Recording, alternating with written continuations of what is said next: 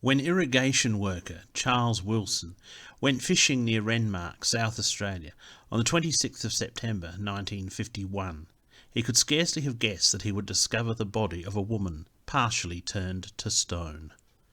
The Murray River had been in flood, and it was at first deduced that the body had been washed out of some hiding place in the swamp where it had lain for months. Wilson was about 12 miles upstream from Renmark, at Woolanook Bend. The paddle steamer Marion had passed by in the morning, and its wash had stirred the water up. Wilson heard something floating but submerged to 3 inches below the surface, bump against the side of his boat. Not knowing what it was, he pulled it up onto the bank and found it was a naked body. Due to decomposition, the sex of the corpse could not be immediately ascertained. The body proved to be that of a European woman, whose age was estimated to be between 40 and 50 years. She was 5'7" and well built, estimated to have weighed 11 or 12 stone in life. All of her teeth had been replaced by both upper and lower dentures in recent years.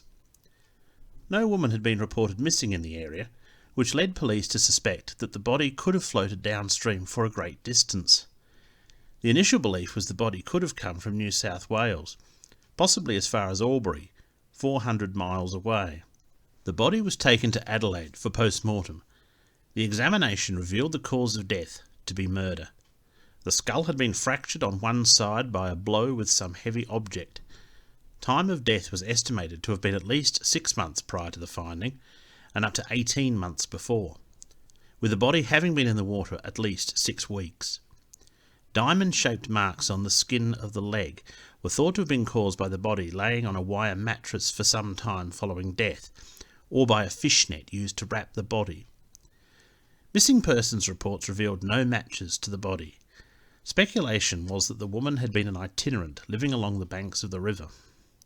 It was also found that a form of natural mummification had occurred before the body entered the river.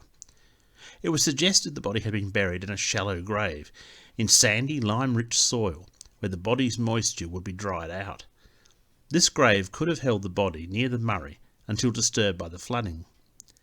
This mummification had caused remarkable chemical changes to take place in the body. The body had begun to calcify, the fats and skin being as hard as board. Crudely put, she was partially turned to stone. Because this process relied on dry soil, the initial thought that the body had been washed out of a grave was discarded. It was now thought the killer had retrieved the body from its hiding place, possibly in a limestone cave, of which there are many in the area, and dumped it into the river to be carried away by the water. A break in the case took place on the 1st of October 1951, when a young man named Harry Salter visited the morgue to view the body. Having seen the remains, he grimly stated his belief that the body was that of his missing mother, Marjorie Salter, known as Margaret. Decomposition had rendered identification almost impossible, with the hands, hair and toes absent. However, the missing woman was about the same height and weight as the woman would have been in life. Mrs. Salter also wore full dentures and was close in age to the estimate. She had gone missing in April 1950 and had not been seen or heard from since. Police from South Australia and from Mildura in Victoria went to a sheep station called Lindsay Point Station, about 20 miles east of Renmark, where Margaret had kept house for Russell Rufus Barth in a de facto relationship.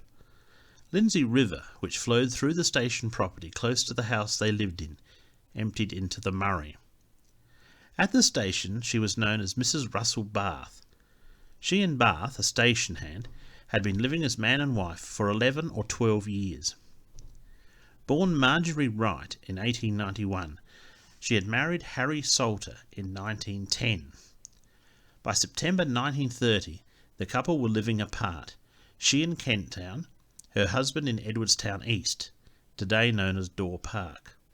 Margaret alleged her husband had been unfaithful with Etty Hilda Freer in 1929 and 1930. Harry denied the allegations against himself, counterclaimed that Margaret had committed misconduct with a man between April 1929 and January 1930, and sought a divorce. Margaret also denied she had been unfaithful. The divorce was granted. Harry married Etty in 1931.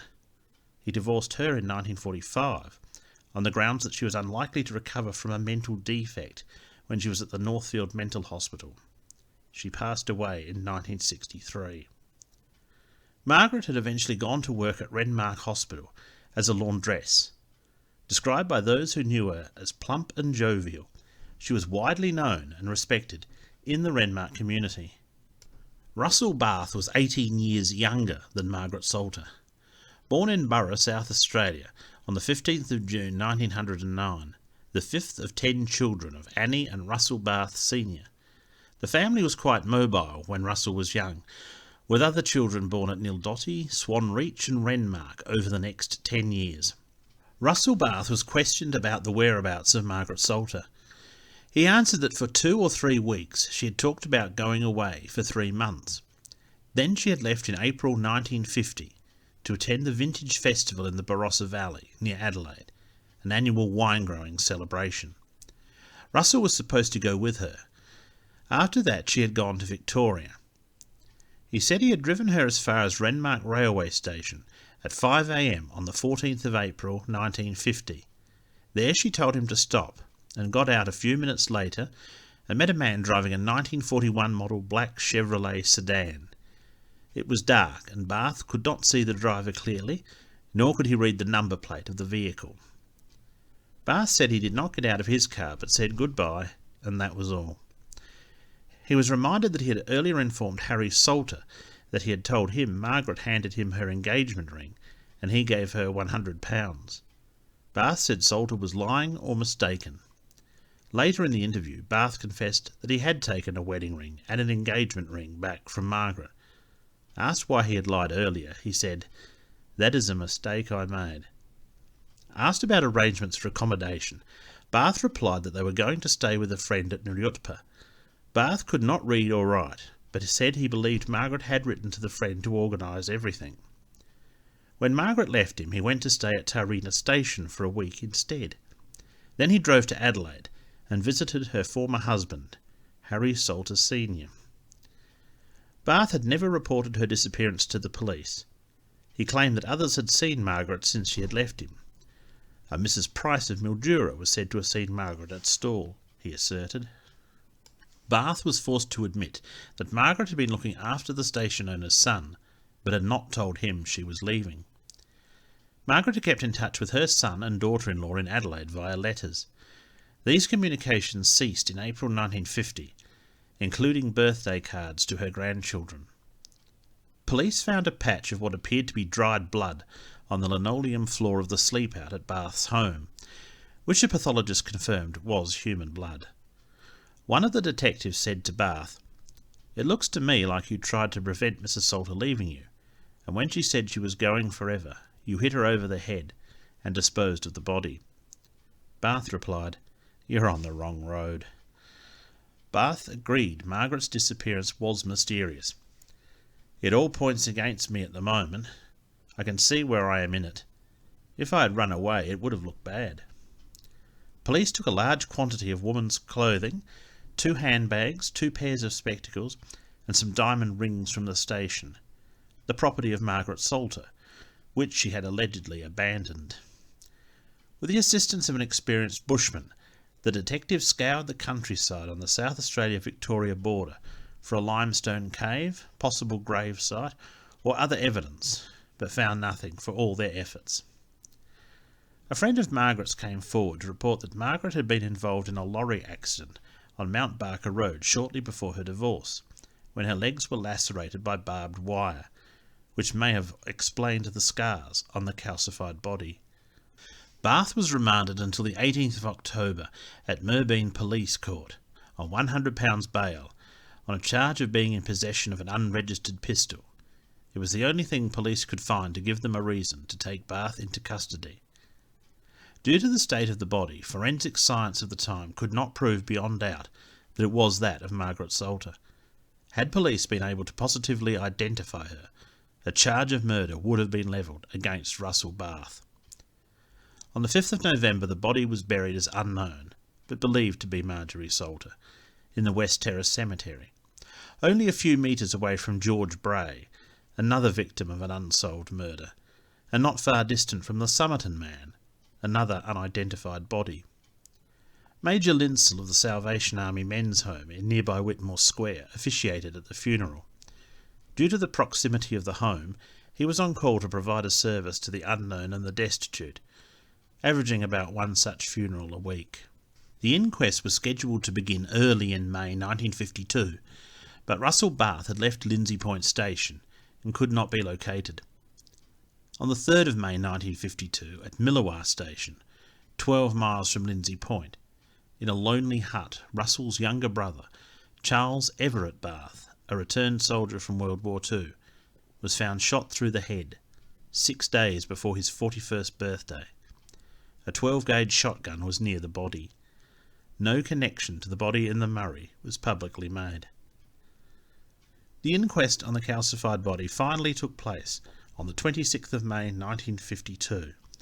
A fruit grower named Donald Bruce testified that Russell Barth had told him the couple had had a tiff and that Margaret had gone away as a result. Kenneth Phillips said he and his wife were good friends with Margaret and Russell. One day in April 1950, a morose Barth had visited Tarina Station, where he worked, and said Margaret had had a nervous breakdown and had gone away for a while to recover. Russell Barth gave his address as 16th Street, Renmark, when called as a witness. An inspector asked him a question, but received the reply that Barth would not answer any questions on the advice of his solicitor. The case of the calcified corpse remained unresolved, at least from a legal standpoint. The coroner found the body was that of a woman probably over the age of 45, whose identity was not disclosed by the evidence. Death was probably caused by a fractured skull. With no positive identification, the affair slipped away into the dark corners of history.